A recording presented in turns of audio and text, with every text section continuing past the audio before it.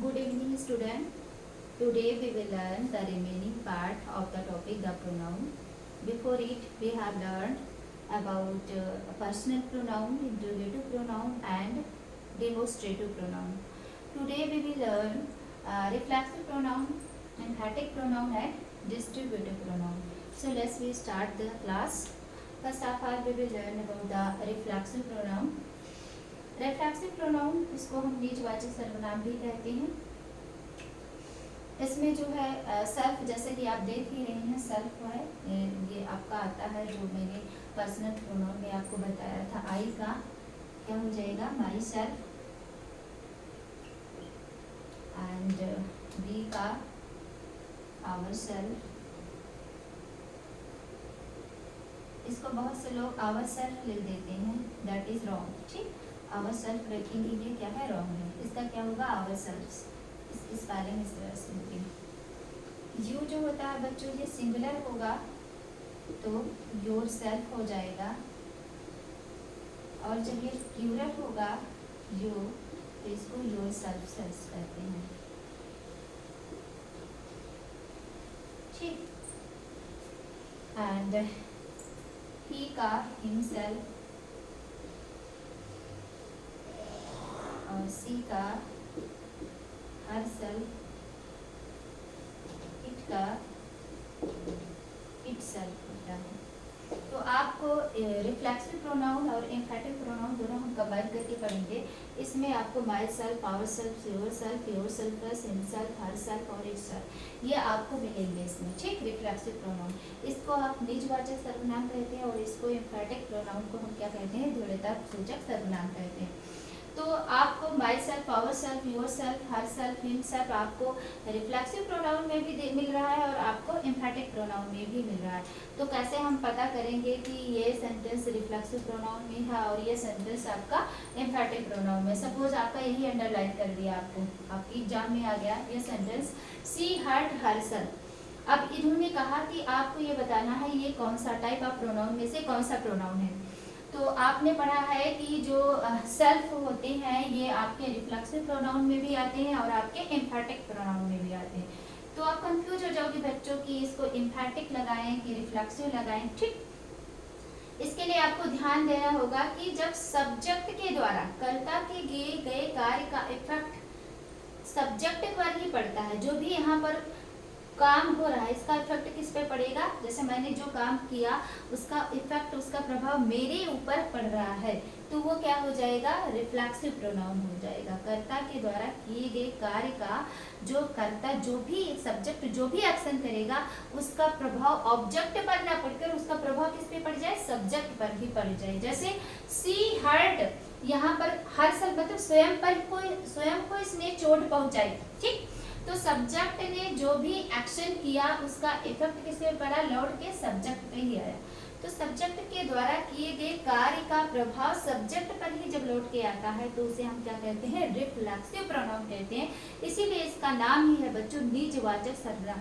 जब हमारे द्वारा किए गए कार्य का इफेक्ट हम पर ही पड़ता है तो उसको हम क्या कहते हैं, रिफ्लेक्सिव प्रोनाउन कहते हैं। ठीक, और इसको पहचानने के लिए आप यूँ समझिए कि ये जो आपका herself, yourself, ourself, अगर ये वर्ब के बाद हो, वर्ब प्लस ये सेल्फ वाली है, सेल्फ या सेल्फस जो है,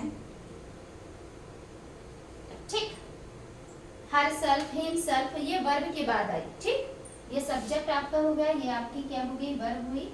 वर्ब के बाद जब आपका herself, himself, yourself, ourself, ये सब आएगा तो हम इसको समझ लेंगे कि वर्ब के बाद आया तो कौन सा प्रोनाउन हो गया, रिफ्लेक्सिव प्रोनाउन हो गया। दो आपको ट्रिक बता रही हूँ, यदि सब्जेक्ट के द्वारा किए गए कार्य का इफेक्ट सब्जेक्ट पर ही पड़ता है, सब्जेक्ट मतलब कर्ता ने जो कार्य किया उसका प्रभाव लौट कर किसके ऊपर आया, सब्जेक्ट। जैसे सी मान लो यहाँ पर सीता है, सीता हर्ट हरसेल्फ, सीता ने स्वयं को चोट पहुंचाई। तो सीता ने जब चोट पहुंचाई तो चोट किसको लगेगी, स्वयं सीता को ही लगेगी। तो इसीलिए सब्जेक्ट के द्वारा किए गए कार्य का प्रभाव जब सब्जेक्ट पर लौट के आएगा तो हम उसको किस कैटेगरी में रखेंगे, रिफ्लेक्सिव प्रोनाउन में। और इसी तरह से आपको समझने के लिए जब आपके वर्ब के बाद आए बेटा, सब्जेक्ट है उसके वर्ब के बाद ये सेल्फ आए, चाहे herself, himself, myself, ourself, yourself, ये सब वर्ब के बाद आएगा तो वो रिफ्लेक्सिव प्रोनाउन होगा। ठीक। और दूसरा ट्रिक है, सब्जेक्ट के द्वारा किए गए कार्य का प्रभाव जब सब्जेक्ट पर ही पड़ेगा तो वहां पर हम क्या लगाएंगे, रिफ्लेक्सिव प्रोनाउन लगाएंगे। नेक्स्ट एग्जांपल भी देखते हैं, आई कवर्ड माई सेल्फ, मैंने ढका अपने आप को, विद आ ब्लैंकेट, एक ब्लैंकेट से। I covered myself with a blanket, मैंने अपने आप को किससे ढका, ब्लैंकेट से ढका। तो आई जो है ये सब्जेक्ट है, इसने जो एक्शन किया, एक्शन क्या किया, इन्होंने अपने आप को ब्लैंकेट से ढका। तो आई के द्वारा किए गए कार्य का प्रभाव किसके ऊपर लौट के आया, सब्जेक्ट आई के ऊपर, क्योंकि जो ब्लैंकेट को ढका है वो कौन है, आई स्वयं ही है। और दूसरा देखिए, ये आपका सब्जेक्ट हो गया, ये आपका ये वर्ब हो गया बच्चों, और ये आपका माई सेल्फ है। ठीक। अब वर्ब के बाद आया है तो ये रिफ्लेक्सिव प्रोनाउन हो जाएगा। जब आवर सेल्फ है, your self, him self, herself, it self और माई सेल्फ, ये सब क्या है, वर्ब के बाद आएंगे तो क्या हो जाएंगे, रिफ्लेक्सिव प्रोनाउन हो जाएंगे। नेक्स्ट एग्जांपल भी देखते हैं, he said to himself that he made a mistake, उसने स्वयं से कहा कि उसने गलती की थी। ठीक। तो यहाँ पर ये आपका वर्ब हो गया, ये आपका सब्जेक्ट हो गया, और ये आपका रिफ्लेक्सिव प्रोनाउन हो गया। तो जब वर्ब के बाद रिफ्लेक्सिव आए, हिमसेल्फ, हर सेल्फ आएगा तो ये किस में आ जाएगा, रिफ्लेक्सिव प्रोनाउन में आ जाएगा। ठीक। नेक्स्ट देखो, हमारा इम्फैटिक प्रोनाउन है, मैंने इसको जोड़ के इसलिए पढ़ाया क्योंकि इसमें भी my self, her self, himself ये आपका आएगा, ये भी। ठीक। ये पॉजिटिव केस है आपके, ये आएंगे इसमें भी, लेकिन आपको कैसे पहचानना है ये बताने की मैं कोशिश कर रही हूँ आप लोगों को, कि अगर जो है सब्जेक्ट वर्ब उसके बाद herself, himself, ourself आए तो आपका रिफ्लेक्सिव प्रोनाउन होगा, वर्ब के बाद आएगा ये। लेकिन इसमें क्या देखो बेटा, आपका ये सब्जेक्ट हो गया और ये आपका ये इम्फैटिक कर दिया गया है, माई सेल्फ आ गया, पॉजिटिव केस है। Wash my clothes, I my self wash my clothes, मैंने स्वयं अपने कपड़े को धोया। और इसको क्या कहते हैं, इम्फैटिक प्रोनाउन इसलिए कहते हैं क्योंकि इसमें कोई काम को दृढ़ता सूचक कहा जाता है, काफी जोर दे के कहा जाता है।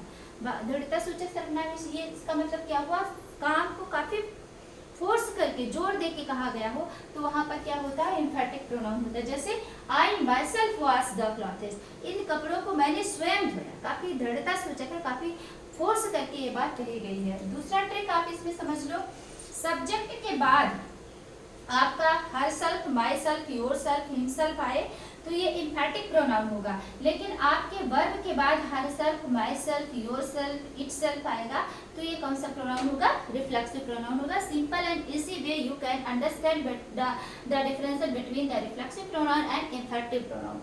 आपके वर्ब के बाद आएगा तो क्या हो जाएगा, वर्ब के बाद आया तो आपके रिफ्लेक्सिव प्रोनाउन हो गए, और प्रोनाउन के बाद आएगा आपका नाउन, या प्रोनाउन के बाद आपका ये आएगा तो क्या हो जाएगा, आपका इम्फैटिक प्रोनाउन होगा। जैसे इसमें देखो, ये आपका प्रोनाउन हो गया, प्रोनाउन के जस्ट बाद आपका ये पॉजिटिव केस आ गया, he himself is responsible for this failure, इस फेलियर के लिए वो स्वयं जिम्मेदार है।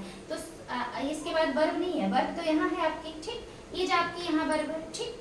वर्ब तो बाद में आई है, इसमें भी वास वर्ब बाद में आई है, पहले माई सेल्फ, हिमसेल्फ आया है। तो जब वर्ब के पहले आएंगे, वर्ब के पहले आता है माई सेल्फ, तो ये कौन सा हो जाएगा, इम्फैटिव प्रोनाउन होता है। और वर्ब के बाद आएंगे her self, himself, my self, तो ये क्या हो जाएगा, रिफ्लेक्सिव प्रोनाउन हो जाएगा। ये दोनों डिफरेंसेस है जिसको आपको समझना है बेटा, कि वर्ब के बाद आएगा तो रिफ्लेक्सिव प्रोनाउन हो जाएगा, और वर्ब के पहले your self, my self, her self आएगा तो वो क्या हो जाएगा, इम्फैटिक प्रोनाउन हो जाएगा। नेक्स्ट प्रोनाउन हमारा है बच्चों डिस्ट्रीब्यूटिव प्रोनाउन। डिस्ट्रीब्यूटिव प्रोनाउन जब दो व्यक्तियों में से किसी एक का बोध किया जाता है, किसी एक का ज्ञान कराया जाता है, दो व्यक्तियों या वस्तुओं में से किसी एक का ज्ञान कराया जाता है, तो वहां पर हम क्या यूज करते हैं, डिस्ट्रीब्यूटिव प्रोनाउन का यूज करते हैं। डिस्ट्रीब्यूटिव प्रोनाउन देखो बच्चों कई होते हैं, जैसे ईच, आइदर, नाइदर, नन, ये सब क्या है, डिस्ट्रीब्यूटिव प्रोनाउन है। ईच, आइदर, नाइदर और नन। ईच का प्रयोग एवरीवन के सेंस में होता है। एवरीवन मतलब क्या होता है, प्रत्येक, हर एक व्यक्ति के बारे में जब बात होगी तो हम ईच लगाएंगे। आइदर का प्रयोग कहाँ पर होता है, टू में से किसी एक व्यक्ति के, दो व्यक्तियों में से किसी एक व्यक्ति के बारे में बात होगी तो हम आइदर का प्रयोग करते हैं। नाइदर का प्रयोग किसमें होता है, टू में से, मतलब दो व्यक्ति के बारे में बात हो रही है लेकिन कोई नहीं, दो में से किसी के बारे में जब बात नहीं होगी तो हम क्या करेंगे, नाइदर का प्रयोग करते हैं। और नन मतलब दो से अधिक व्यक्तियों में से कोई नहीं के सेंस में जब बात होगी तो हम उसमें नन का प्रयोग करेंगे। इसको हम एग्जाम्पल के थ्रू समझते हैं बच्चों। जैसे फर्स्ट एग्जाम्पल है, each of you can go to see the Red Fort. तुम में से हर एक व्यक्ति रेड फोर्ट, लाल किले को देखने जा सकता है। मतलब प्रत्येक व्यक्ति के बारे में यहाँ पर बात हो रही है। जब प्रत्येक व्यक्ति के बारे में बात होगी तो हम क्या लगाएंगे, ईच लगाएंगे। Each of you can go to see the Red Fort. तुम में से प्रत्येक व्यक्ति रेड फोर्ट देने जा सकता है। नेक्स्ट देखो, either of these two pens is red. Suppose करो दो पेन है, एक मेरे पास रेड है और एक मेरे पास ब्लू है। तो मैंने कहा either of these two pen is red. इन दोनों में से कोई एक पेन क्या है, रेड है। क्या कहने मतलब दो में से किसी एक व्यक्ति या एक वस्तु के बारे में बात होती है तो हम क्या लगाते हैं, आइदर। जब दो में से किसी एक व्यक्ति या वस्तु के बारे में बात होगी तो हम क्या लगाएंगे, either of these two pens is red. Neither का प्रयोग करेंगे जब दो में से किसी भी व्यक्ति के बारे में बात नहीं होगी। जैसे एग्जांपल देखो, neither of these to girls is active. दो गर्ल हैं, दोनों में से कोई भी एक्टिव नहीं है, ना तो ये गर्ल एक्टिव हो ना तो ये, तो दोनों में से कोई गर्ल एक्टिव नहीं है। जब दो में से किसी भी व्यक्ति के बारे में बात नहीं होगी तो हम वहां पर क्या यूज करेंगे, नाइदर का यूज करेंगे। नन का प्रयोग, none of the 5 student is librarian. मतलब 5 स्टूडेंट है, पांचों में से कोई भी नहीं। दो से अधिक व्यक्ति जब निगेटिव सेंस में आएगा, दो से अधिक व्यक्ति या वस्तु का, तब हम वहां पर क्या करेंगे, नन करेंगे। 5 स्टूडेंट है, 5 में से कोई भी लेबोरियस नहीं है। तो ये आपका क्या था, रिफ्लेक्सिव प्रोनाउन और जो है क्या कहते हैं, एम्फैटिक pronoun and distributive pronoun. Question कैसे पूछेगा यहीं पर समझ लो बच्चों। यही आपका दे दिया, सी हर्ट हरसेल्फ, और ये आपका अंडरलाइन कर दिया हरसेल्फ। अब आपसे पूछेगा इसमें एग्जाम में कि हरसेल्फ को बताइए कौन सा प्रोनाउन है। ठीक, ये आपको ऑप्शन दे दिए, reflexive pronoun, infective pronoun, interrogative pronoun, distributive pronoun. अब आपको जो है, आपको इतना पता है कि myself, ourself, yourself, himself, herself, itself, ये किसमें लगते हैं, रिफ्लेक्सिव और इन्फेटिक प्रोनाउन में। तो सारे प्रोनाउन के बारे में सोचना छोड़ दो, आप किस पे आ जाओ, रिफ्लेक्सिव प्रोनाउन और इन्फेटिक प्रोनाउन पे। अब आपको ये पता है कि अगर वर्ब के बाद सेल्फ लगा है तो हम रिफ्लेक्सिव प्रोनाउन कहेंगे, और वर्ब के पहले अगर सेल्फ लगा है तो इम्फेटिक प्रोनाउन कहेंगे। तो इसमें बच्चों कहाँ लगा है, वर्ब के बाद सेल्फ आया है ना, तो ये कौन सा प्रोनाउन हो जाएगा, रिफ्लेक्सिव प्रोनाउन हो जाएगा। ठीक, इसी प्रकार से समझ करो, ये क्वेश्चन आपको एग्जाम में दे दिया, I myself wash my clothes. ठीक, I myself wash my clothes. अब कहाँ इसको आप अंडरलाइन किया है और इसको आप बताइए कौन सा प्रोनाउन है। बाइसेल्फ क्या है, नाउन है, प्रोनाउन है, एडजेक्टिव है, वर्ब है, एडवर्ब है, प्रीपोजिशन। आपको पता है कि जो है क्या कहते हैं, ये कौन सा प्रोनाउन है, कैटेगरी आपको पता है कि ये कौन सा प्रोनाउन है, एम्फैटिक प्रोनाउन है, क्योंकि ये जो है क्या कहते हैं, सब्जेक्ट के जस्ट बाद अगर सेल्फ होगा तो कौन सा प्रोनाउन लगेगा, एम्फैटिक प्रोनाउन लगेगा। तो आप जाहिर सी बात है सही करके आओगे कि this is the एम्फैटिक pronoun. Next आपको ये जैसे कि ये है, ईच दे दिया आपको, और ईच दे दिया और आपसे पूछ लिया ईच क्या है इस सेंटेंस में, noun, pronoun, adjective, verb, adverb. तो आपको ये पता है कि यू तो आपका सब्जेक्ट है। ठीक, ये आपका क्या होगा, प्रीपोजिशन, और ये आपका क्या हो सकता है, प्रोनाउन ही होगा। सब्जेक्ट या तो नाउन होगा या तो प्रोनाउन होगा। तो आपका नाउन तो यहाँ पहले सब्जेक्ट के पहले आ ही गया है, यू प्रोनाउन यहाँ पर पहले आया, लेकिन ये ईच आपका क्या हो जाएगा, अगर कैटेगरी पूछ लिया तो ये ईच क्या है, ये ईच आपका जो है डिस्ट्रीब्यूटिव प्रोनाउन है। ईच ऑफ यू, अब इसमें से ईच क्या है, ये भी प्रोनाउन है बच्चों आपका, you, he, she, it, I, we, you, ये सब प्रोनाउन होते हैं। लेकिन अब से आपसे ये पूछ लिया कि ईच किस टाइप का प्रोनाउन है, तो आपको पता है कि ईच किस में आता है, डिस्ट्रीब्यूटिव प्रोनाउन में आता है। आइदर पूछ लिया किस प्रकार का प्रोनाउन है, तो आपको पता होना चाहिए कि आइदर जो है डिस्ट्रीब्यूटिव प्रोनाउन में आता है, नाइदर किस में आता है, डिस्ट्रीब्यूटिव प्रोनाउन में। तो इस तरह से अंडरलाइन करके आपसे क्वेश्चन पूछेगा जिसको आपको सॉल्व करना होगा, और आप अगर अच्छे से इसको ध्यान से पढ़ लेते हैं एक दो बार तो जाहिर सी बात है आप इजीली अपने एग्जाम में क्वेश्चन को सॉल्व कर सकते हैं। ओके, तो नेक्स्ट वीडियो में हम जो इसके रिमेनिंग पार्ट है प्रोनाउन के उसके बारे में देखेंगे। Okay, thank you.